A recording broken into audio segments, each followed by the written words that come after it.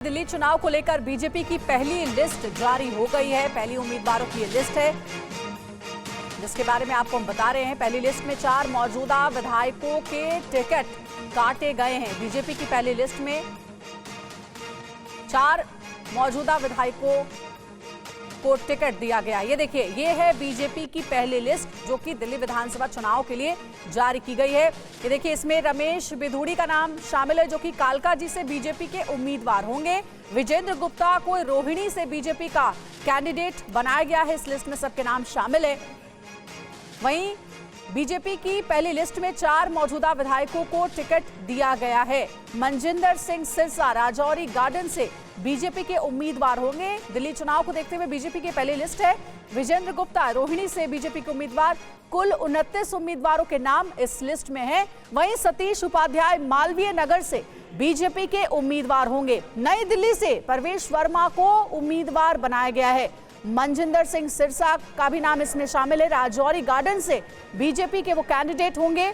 अरविंदर सिंह लवली को गांधीनगर से बीजेपी ने उम्मीदवार बनाया है। सतीश उपाध्याय को मालवीय नगर से बीजेपी ने टिकट दिया है। तो ये बीजेपी की पहली लिस्ट है जो कि दिल्ली चुनाव के तहत जारी की गई है। ज्यादा जानकारी के साथ हमारे पॉलिटिकल एडिटर आमोद राय हमारे साथ जुड़ गए, उनसे बात करते हैं। आमोद, दिल्ली चुनाव को देखते हुए ये पहली लिस्ट बीजेपी की बताई जा रही है जिसमें 4 मौजूदा विधायकों को टिकट भी दिया गया है। विस्तृत जानकारी दें इसके बारे में।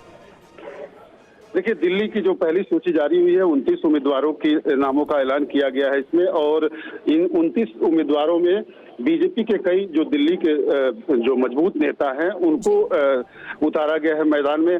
महत्वपूर्ण बात यह है कि इसमें 4 जो विधायक सीटिंग बीजेपी के कुल 7 सीटिंग विधायक है उसमें से 4 विधायकों का नाम है। 3 विधायकों के नाम का अभी तक उनके कंस्टिट्यूएंसी की घोषणा नहीं की गई है, तो अभी तक उनको होल्ड पे रखा गया है।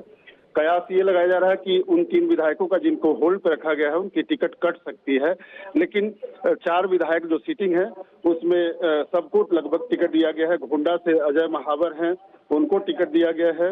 रोहतास नगर से जितेंद्र महाजन हैं, उनको टिकट दिया गया है। इस तरह से जो बीजेपी के जो प्रतिपक्ष के नेता थे, जो बीजेपी की तरफ से प्रतिपक्ष के नेता थे विजेंद्र गुप्ता रोहिणी से, उनको भी टिकट दिया गया है। तो बीजेपी ने अपने जो 4 विधायकों को टिकट दिया है। इस पूरी सूची में अगर 29 की सूची में आप नजर डालें तो 2 महिलाओं को टिकट दिया गया है। एक रेखा गुप्ता को शालीमार बाग से टिकट दिया गया है, बीजेपी की पुरानी नेता हैं, उनको टिकट दिया गया है। और साथ ही सीमापुरी से रिंकू कुमारी को दिया गया है। तो ये बीजेपी ने एक कंपोजिशन बिठाने की कोशिश किया है अपने सूची में कि बीजेपी के जो पुराने मजबूत दिग्गज नेता हैं उनको इसमें समाहित किया जाए। और कालकाजी से आप देखिए जो पूर्व सांसद थे रमेश बिधूड़ी, उनको टिकट दिया गया है। और नई दिल्ली से जो प्रवेश वर्मा है, जो साहेब सिंह वर्मा मुख्यमंत्री रहे दिल्ली के, उनके पुत्र को टिकट दिया गया। तो 2 सांसद एक तरह से इसमें जगह पाए हैं इस सूची में। कांग्रेस से जो नेता आए अरविंदर सिंह लवली, उनको टिकट दिया गया है इस सूची में। ओम प्रकाश शर्मा विश्वास नगर से विधायक हैं, उनको टिकट दिया गया है। तो ये जो कुल सूची है उसका लेवल अगर आकलन आप करें तो 4 सीटिंग विधायक, इसमें 2 पूर्व सांसदों को टिकट दिया गया है और इसके साथ ही 2 महिलाओं को टिकट दिया गया है। इस सूची में जो बीजेपी के पुराने नेता हैं, जो मजबूत नेता रहे हैं, इसमें से कई लोगों को टिकट दिया गया है। अगर मैं इस सूची को देखूं सरसरी निगाह से तो इसमें राजकुमार चौहान जो कांग्रेस से आए थे उनको भी टिकट दिया गया है। इसमें ठीक है, बिल्कुल आमोद, एक बार फिर से आपका हम रुख करते हैं, लेकिन इस बीच एक बार फिर से बता दें दर्शकों को ये बड़ी खबर है। बीजेपी की तरफ से जो पहली लिस्ट है दिल्ली विधानसभा चुनाव को लेकर वो जारी किए गए। कुल मिलाकर 29 नाम है जो कि पहले लिस्ट में सामने आए हैं। यह भी बताना आपको जरूरी है कि इससे पहले ही आम आदमी पार्टी की बात करें तो आम आदमी पार्टी ने तमाम 70 सीटों के लिए जो नामों का ऐलान है वो कर दिया है और कांग्रेस 48 सीटों पर ऐलान कर चुकी है। और ये देखिए जो 29 सीटों पर पहली लिस्ट सामने आई है, ग्राफिक्स के जरिए हम आपको सीट के साथ साथ नाम भी बता रहे हैं। और सबसे दिलचस्प यहां पर आप देखिए परवेश साहिब सिंह जो कि नई दिल्ली से अब बीजेपी की तरफ से उतारे गए हैं, पूर्व मुख्यमंत्री के बेटे हैं। और यहां पर मुकाबला इसलिए दिलचस्प है क्योंकि नई दिल्ली सीट जो कि अरविंद केजरीवाल लगातार लड़ते नजर आ रहे, यहां पर उनका मुकाबला कांग्रेस से संदीप दीक्षित और प्रवेश वर्मा जो कि अब बीजेपी की तरफ से उतारे गए हैं। आमोद इस वक्त हमारे साथ जुड़े हुए हैं। आमोद, इस पूरी लिस्ट में अगर बात करें, हालांकि यह खबर पहले भी सुर्खियां बनी थी, लेकिन अब अगर नई दिल्ली सीट की फाइट की बात करें, बड़ा दिलचस्प होने वाला है। प्रवेश वर्मा है सामने, संदीप दीक्षित है कांग्रेस की तरफ से और अरविंद केजरीवाल लगातार यहां से चुनाव लड़ रहे हैं। निश्चित तौर पर नई दिल्ली सीट इस बार हॉट सीट बनने जा रही है और जिस तरह से अरविंद केजरीवाल के सामने कांग्रेस ने भी एक मजबूत नेता संदीप दीक्षित के तौर पे उतारा था, अब बीजेपी ने भी एक पूर्व मुख्यमंत्री और पूर्व सांसद के बेटे को पूर्व मुख्यमंत्री के बेटे और पूर्व सांसद को प्रवेश सिंह साहिब वर्मा को उतारा है। तो ये कहीं ना कहीं बीजेपी अपने जोर आजमाइश, जो नई दिल्ली एक सीट मानी जाती है कि यहाँ जो जीतेगा वो सरकार बनाएगा, यहाँ से जो भी जीतता है वो सरकार बनाता है, तो यहाँ जीतने की कोशिश के तहत बीजेपी ने प्रवेश वर्मा को उतारा है। इसके अलावा एक और पूर्व सांसद हैं, उनको भी बीजेपी ने उतारा है और वो भी मजबूत दिल्ली के एक उम्मीदवार हैं। साथ ही मैं एक महत्वपूर्ण जानकारी देना चाहूँगा आपको कि दुष्यंत गौतम जो बीजेपी के राष्ट्रीय महासचिव हैं, उनको उम्मीदवार बनाया गया है और जो 2 अनुसूचित जाति के लिए रिजर्व सीट है उसमें से उनको दिया गया है एक सीट करोल बाग से दुष्यंत कुमार गौतम को उतारा गया है और आम आदमी पार्टी से बीजेपी में आए राजकुमार आनंद, उनको भी अनुसूचित जाति सीट से लड़ाया गया है। अनुसूचित जाति सीट तीसरी अगर अम्बेडकर नगर की बात करें तो वहाँ से भी पार्टी ने खुशीराम चुनार जो पार्टी के एक पुराने नेता हैं उनको उतारा है। तो ये एक तरह से इस बैलेंस लिस्ट दिया गया है बीजेपी की तरफ से और इसमें 4 पूर्व विधायक इसमें जगह पाए हैं, इसमें 2 पूर्व सांसद जगह पाए हैं और इसमें बीजेपी के कई दिग्गज नेता जगह पाए हैं। बीजेपी के महासचिव दुष्यंत गौतम को जगह इसमें दी गई है। तो ये एक तरह से फाइन बैलेंस करने की कोशिश के तहत बीजेपी ने एक मजबूत लिस्ट देने की आज कोशिश की है। करुणा, बिल्कुल। और देखिए आमोद, आप हमारे साथ बने रहिए और देखिए एक और दिलचस्प सीट है क्योंकि लगातार हम तमाम सीटों का जिक्र कर रहे हैं आमोद, और इसमें कालका जी भी बहुत अहम सीट है क्योंकि यहां पर जो पूर्व सांसद हैं रमेश बिधूड़ी, बाकायदा उनको उतारा गया बीजेपी की तरफ से और मुकाबला है दिल्ली के मुख्यमंत्री आतिशी के साथ क्योंकि यहां से आतिशी एक बार फिर से चुनाव लड़ रही हैं। इस सीट के बारे में जरा बताइए।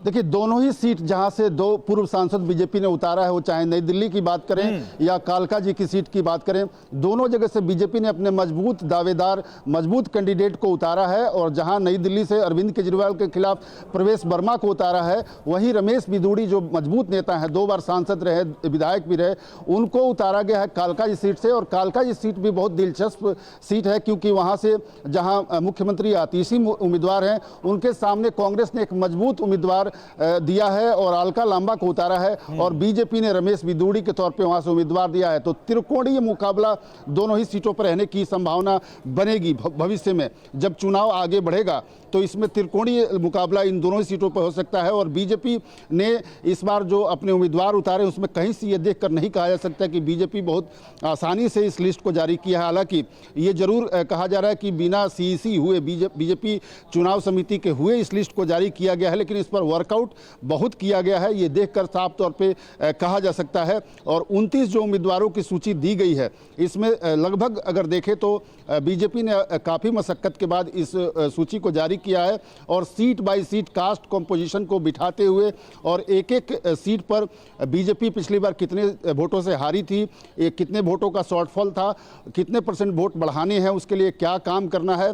तो इस बार मेहनत बीजेपी ने काफ़ी किया है और उस लिहाज से इस सूची को देखकर ये कहा जा सकता है कि बीजेपी ने एक चुनौती देने वाला सूची जारी आज किया है। और निश्चित तौर पे रमेश बिधूड़ी कालका जी क्षेत्र में, साउथ दिल्ली से MP रहे, वो कालका जी क्षेत्र में अच्छी खासी उनकी पकड़ है और उस इलाके में वो कड़ी चुनौती देंगे वहां पे मुख्यमंत्री आतिशी को। करुणा, बिल्कुल आमोद, जिन प्रत्याशियों के नाम आप गिना रहे हैं और ये जो लिस्ट जारी हुई जिसमें कुल 29 नाम शामिल हैं, बीजेपी की ओर से पहली लिस्ट बताई जा रही है, इसे देखकर तो ऐसा ही लग रहा है कि आम आदमी पार्टी को इस चुनाव में कड़ी टक्कर देने वाली है बीजेपी।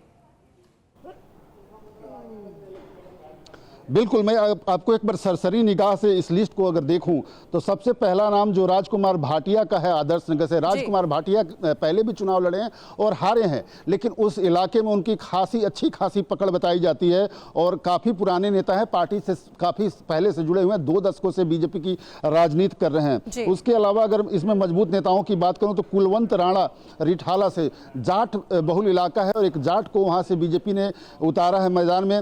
निश्चित तौर पर बीजेपी वहां मजबूती से चुनाव लड़ेगी। और उसके ठीक बगल की सीट अगर बात करूं रिठाला की तो वहां पे मनोज शौकीन नागलोई जाट, ठीक रिठाला के बगल में सीट है, नागलोई जाट से भी एक दूसरे जाट नेता को मनोज शौकीन को दिया है। तो ये भी एक तरह से कहीं ना कहीं बीजेपी की स्ट्रेटजी है कि जिस इलाके में जो मजबूत है उसी को उतारा जाए। और पहले मैं आपको बताऊं कि रिठाला से बिहार के एक उम्मीदवार को उतारा जाता था जो लगातार 2 बार चुनाव हारा, इस बार जाट उम्मीदवार उतारा गया है और बीजेपी एक नया प्रयोग भी वहां कर रही है कि वहां चुनाव किसी भी तरह से जीते, लिहाजा जाट उम्मीदवार उतारकर बीजेपी ने एक बहुत अहम कदम उठाया है, क्योंकि उस इलाके में अच्छी खासी तादाद पूर्वांचलियों की भी है। तो पूर्वांचली वोट बीजेपी को मिलते हैं लेकिन जाट वोट कट जाते थे। इस तरह से छोटे छोटे बातों को लेकर इसमें बहुत मेहनत किया गया है।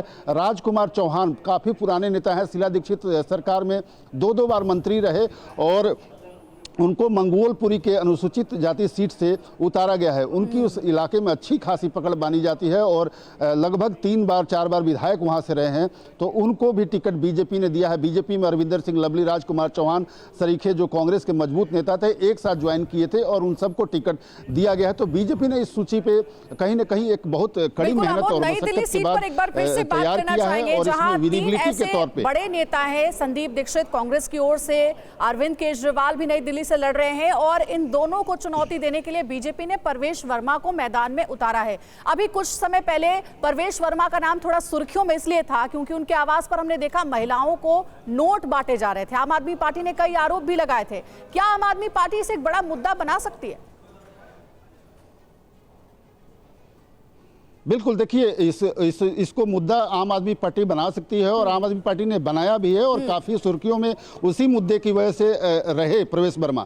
लेकिन महत्वपूर्ण बात यहाँ है कि नई दिल्ली क्षेत्र प्रवेश वर्मा का अपना क्षेत्र नहीं था, वो पश्चिमी दिल्ली के क्षेत्र से आते हैं और वो यहाँ के एमपी भी नहीं थे। लेकिन उसके बावजूद नई दिल्ली में जब उन्होंने पैसे लोगों को उनके संगठन ने दिया और अलका लांबा हमारे साथ इस वक्त जुड़ी हुई हैं, कांग्रेस की प्रत्याशी हैं।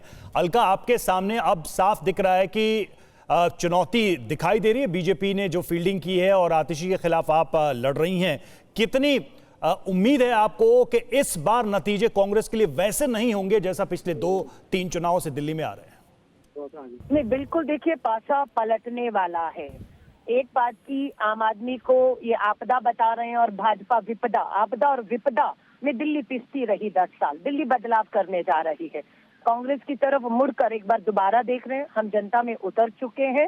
बिल्कुल भाजपा और आम आदमी में एक घबराहट है क्योंकि 10 साल का कुशासन, अपराध, बर्बाद किया। हवाएं देखिए, नीला आसमान नहीं दिखेगा दिल्ली में, जहरीली हवाएं नहीं है, महामारी का रूप लेने वाली है सांस की बीमारी। ये इन्हीं की तो दोनों की देन है, जिन्हें मिलकर काम करना था। दोनों लड़ते रहे पूरे 10 साल, शासन और प्रशासन लड़ता रहा। पूरे 10 साल भाजपा और आम आदमी आपस में ही लड़ती रही और दिल्ली मेरी बर्बाद होती रही। ये दिल्ली वापस कांग्रेस देख रही है मजबूती से। अलका जी, लेकिन दिल्ली के लोगों को यह समझाना कितना आसान होगा आप लोगों के लिए कि जब तक इंडिया गठबंधन में साथ में लोकसभा चुनाव और दूसरे चुनाव लड़ते रहे तब तक ये मुद्दे कांग्रेस को नजर नहीं आए दिल्ली में, और अब चूंकि अब ताल ठोक रहे हैं चुनावी मैदान में तो कांग्रेस को ये बड़े मुद्दे दिखाई देने लगे दिल्ली में। ये कितनी बड़ी चुनौती होगी इंडिया गठबंधन के घटक के साथ इस तरह से चुनाव लड़ना तो उनके खिलाफ? आपकी इस बात से मैं बिल्कुल सहमत रही हूँ कि इंडिया अलायंस में हमें दिखे नहीं, हम चुप रहे। इनकी शराब नीति के खिलाफ भाजपा नहीं, कांग्रेस सड़कों पर उतरी थी। एलजी को मिलकर सीबीआई की जांच की मांग कांग्रेस ने की थी। उसके बाद जांच शुरू होती है सीबीआई की शराब नीति, एक शराब फ्री, है ना, उम्र घटा दी 25 से 21, बर्बाद कर रहे थे दिल्ली को। कौन लड़ा? कांग्रेस लड़ी है सड़कों पर, भाजपा चुप थी, लेकिन सबकी भागीदारी थी, हिस्सेदारी थी उसमें, है ना। प्रधानमंत्री जी ने कह दिया आम आदमी आपदा है, प्रधानमंत्री जी आप हैं, केंद्र शासित राज्य, 7 सांसद आपके। आप बताइए, आप आपदा में दिल्ली के लोगों को क्यों छोड़कर भाग खड़े हुए?